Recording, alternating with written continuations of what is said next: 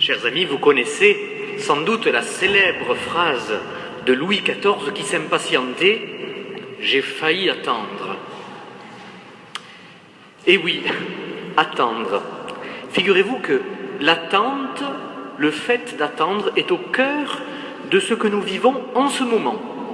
Entre l'ascension de Jésus, qui est monté au ciel jeudi, et la Pentecôte, dimanche prochain, il y a une neuvaine d'attente, justement, comme une espèce d'entre-deux. On ne sait pas trop bien où on est. C'est déjà la victoire du Christ, et on n'est pas encore dans l'accomplissement de son royaume.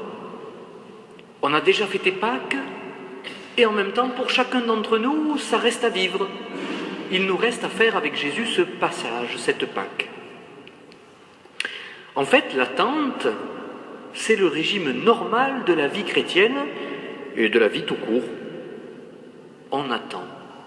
Et si vous y réfléchissez bien, on passe notre vie à attendre. On attend toujours quelque chose. On attend un lendemain, on attend un fils, on attend un avenir différent, on attend le soir pour se coucher ou le matin pour se réveiller. On attend pour notre monde, on attend pour nous, on attend pour les autres, on attend beaucoup. Et d'ailleurs, je pense qu'une vie où l'on n'attend rien du tout, elle n'est pas humaine. Parce que ça voudrait dire qu'il n'y a plus aucune espérance en nous. Il n'y a plus rien que nous désirons. Il n'y a plus aucun projet. Or, dès que nous avons un projet, dès que nous avons un espoir, eh bien nous attendons. Parce que nous constatons qu'il y a de l'écart entre le souhait que nous formulons et l'éventuelle réalisation de ce souhait. Alors on est plus ou moins impatient, mais on attend. C'est exactement le contraire de la figure rebondie de ces Bouddhas que l'on voit fleurir un peu partout aujourd'hui comme objet de décoration. Vous savez, là, les Bouddhas qu'on trouve partout à Botanique, à Auchan, dans les restaurants, dans les maisons, il y a beaucoup de gens qui ont des Bouddhas. Ils semblent être très à la mode, mais pour moi c'est absolument insupportable. Je vais vous dire pourquoi. Parce que cette figure du Bouddha, elle est complètement close sur elle-même. Regardez-le bien. Il est repu de son propre contentement. Insensible, apathique devant le monde extérieur, rien ne l'atteint, il est là. Il est le parfait contraire de ce qu'est la dynamique de la vie chrétienne en fait, l'exact contraire. Et c'est vrai que c'est un modèle de sérénité apparente qui n'a de rassurant que d'ailleurs le fait qu'elle nous conforte dans une fausse idée de la quiétude et du bonheur. Une fausse idée. Parce que finalement ça flatte peut-être notre paresse naturelle et peut-être même que ça flatte notre goût d'une espèce de passivité toute apathique devant la vie. Comme si on n'y pouvait rien. Vous savez, c'est ce que disent certaines personnes. C'est la destinée. En termes bouddhiques, c'est le karma. C'est comme ça, on n'y peut rien. Mais dans ce cas-là, on n'attend plus rien. On est là, c'est tout, comme une souche, mais on n'attend plus rien. Au contraire, notre manière de vivre le présent, notre manière d'être à Dieu, d'être aux autres, d'être au monde, d'être à nous-mêmes, c'est une espèce de tension très particulière entre le présent, le passé, l'avenir, qui nous fait habiter le temps, qui nous fait habiter la vie, à plein. Je m'explique. Dans notre rapport au temps, dans notre manière de voir le passé, le futur, le présent, on peut se berner de deux manières. Soit on se réfugie dans le passé, vous savez, c'est la nostalgie. Alors dans ce cas, oui, c'était mieux avant. Et donc on regrette un temps passé et on ne vit plus au présent, on vit dans le passé. Alors ça peut être la nostalgie, mais ça peut être pire, ça peut être le regret, ça peut même être le remords. Vous savez, le remords, c'est le passé qui vous mord. C'est la morsure rétroactive du passé. Mais on peut aussi se berner en ne vivant pas au présent, mais en vivant seulement dans l'avenir. Alors d'abord, on se prend pour Dieu dans ce cas-là, parce qu'on croit qu'on va maîtriser l'avenir, et on veut presque le décider à sa place. Alors je ne dis pas qu'on joue Madame Irma avec sa boule de cristal, je l'espère pas en tout cas. Mais finalement, quand on vit dans le futur, on ne vit que par procuration, parce qu'on oublie de vivre au présent. On espère que demain sera meilleur, mais aujourd'hui, qu'est-ce que je vis? Comment je fais?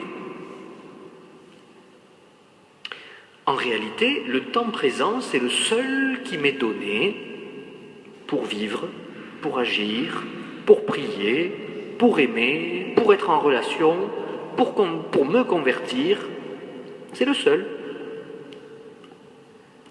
Parfois, on dit que les chrétiens sont des gens du passé, qui sont nostalgiques du passé. Parfois, on dit aussi que les chrétiens ne pensent qu'à demain, qu'à la vie éternelle, qu'à l'au-delà. Mais les deux sont faux et archi-faux. C'est beaucoup plus que cela. En fait, nous sommes dans l'attente de la vie du monde à venir, nous le disons dans le credo, nous le disons aussi après le Notre Père, expectantes beatam spem, voilà, c'est en latin, attendant la bienheureuse espérance. Mais notre attente, parce que c'est vrai qu'on attend quelque chose, elle se nourrit de ce que nous constatons de déjà réalisé du projet de Dieu.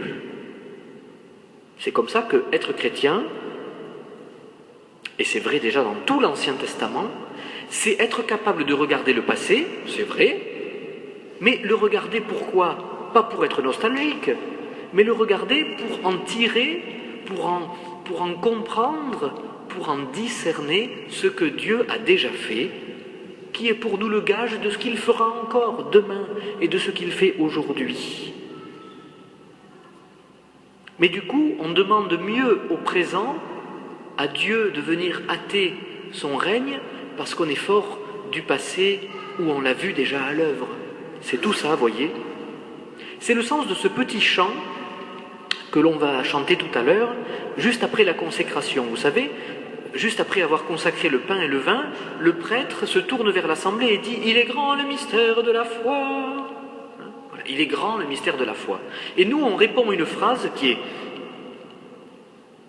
assez compliquée et assez simple en même temps. Mais réfléchissons-y. Nous proclamons ta mort, Seigneur Jésus. La mort du Christ, qui est un événement du passé. Nous célébrons ta résurrection. C'est ce que nous faisons exactement, là, maintenant, tout de suite, en étant à la messe. Nous célébrons la résurrection du Christ. Nous sommes rendus contemporains d'un événement du passé, qui est sa mort. Nous sommes rendus contemporains d'un événement, sa résurrection. Et nous attendons ta venue dans la gloire. Nous attendons ta venue dans la gloire. Mais vous voyez que cette attente, elle est active. Et ici, dans la première lecture, quand les disciples sont réunis avec Marie, dans cette chambre haute, ils ne sont pas amorphes. On nous les montre en prière. Et plus encore, c'est frappant de voir Jésus dans l'intimité de sa prière avec le Père, dans le chapitre 17 de Saint Jean, qu'on vient d'entendre. C'est l'heure, dit-il. C'est l'heure. Il offre toute sa disponibilité à Dieu dans le moment présent. En même temps, Jésus parle de la vie éternelle. Donc il parle bien du futur. Mais est-ce qu'il parle tout à fait du futur? Est-ce que la vie éternelle, c'est seulement pour demain? Et non. Si on écoute ce que dit Jésus, il nous dit, c'est très beau d'ailleurs, parce que c'est le seul endroit où Jésus donne une définition de ce qu'est la vie éternelle chez Saint Jean. Il dit, la vie éternelle, c'est qu'ils te connaissent, toi, le seul vrai Dieu, et celui que tu as envoyé, Jésus-Christ. Je pense que ce que Jésus nous dit de la vie éternelle, ça peut nous réconcilier un peu avec l'idée qu'on se fait de la vie éternelle et du futur. Parce que nous, il faut bien dire qu'on a un peu de mal avec ça. Quand on pense à la vie éternelle, c'est pour plus tard. Et puis on n'arrive pas à l'imaginer autrement que comme une durée très longue longue de temps qui n'en finit plus et dans lequel finalement on va s'ennuyer. C'est souvent comme ça qu'on le pense, hein, la vie éternelle. Comme disait un humoriste, eh ouais, la vie éternelle c'est long, surtout sur la fin. Bon. Mais non, la vie éternelle, dit Jésus, c'est qu'ils te connaissent, toi. Mais alors, se connaître Dieu, c'est ça la vie éternelle. Ça veut dire expérimenter la communion avec Dieu. Ah, mais ça, c'est pas pour demain, c'est déjà pour aujourd'hui. Depuis qu'on est baptisé, la vie éternelle est déjà en nous, en germe, parce que dès aujourd'hui, nous pouvons être en communion avec Dieu. D'ailleurs, c'est exactement ce qu'on vient faire à la messe. Être avec lui. Goûter sa présence. Être sans cesse assoiffé dans un désir qui ne pourra faire que grandir, un désir d'être avec lui, d'être en communion avec lui. Ça, vous savez, c'est la prière. Et voilà ce que l'on peut vivre au présent, cette prière, cette manière d'être avec lui. Prier, c'est ainsi chercher et désirer la présence de Dieu. Et c'est ainsi que Jésus trouve sa gloire. C'est vertigineux ce verset. Jésus dit qu'il trouve sa gloire en nous. Je crois que ce temps de l'attente, ce temps de la vie des hommes que nous vivons, en général, et qui est condensé dans ces quelques jours de préparation à la Pentecôte, aujourd'hui on pourrait dire que c'est le temps normal de la vie de l'Église, c'est la solennité de l'Église aujourd'hui en quelque sorte. Je pense que ce temps-là que nous vivons, là, ces quelques jours de neuvaine, c'est une sérieuse invitation de la part du Christ à prier. Dans la prière du Notre Père, on dit que ton règne arrive. Alors, c'est pour plus tard ou c'est pour maintenant? Et dans la prière du Je vous salue Marie, qu'est-ce qu'on dit? Priez pour nous maintenant et à l'heure de notre mort.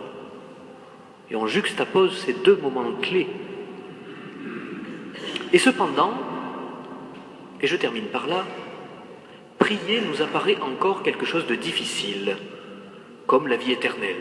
Ça nous paraît difficile, quelque chose de compliqué. Et c'est vrai que c'est un combat qu'il faut effectivement mener, d'accord, que c'est une décision qu'il faut sans cesse prendre et reprendre, c'est vrai. Mais je vais terminer en vous lisant un extrait d'un lumineux petit livre qui m'a été donné. C'est d'un jeune dominicain français qui est en charge d'une paroisse francophone au Caire, en Égypte. Et nous pouvons penser tout spécialement cette semaine encore à ces chrétiens égyptiens coptes qui ont été victimes de la barbarie islamiste. C'est pour ça que j'ai relu ce livre cette semaine. Ça m'y a fait penser. Ce livre donc du père Adrien Candiar, Quand tu étais sous le figuier, ou Propos intempestifs sur la vie chrétienne. Propos intempestifs sur la vie chrétienne. Voilà ce qu'il dit. Il est délicat de parler de la vie spirituelle, mais je crois que c'est ce renversement qui est au fond la foi au ressuscité, qui est le cœur de notre vie et que pourtant nous n'avons jamais vu. Nous venons pour voir, nous voulons le voir, et un jour, nous nous apercevons qu'il nous a vus, que nous sommes connus, que nous sommes aimés, aimés comme nous sommes.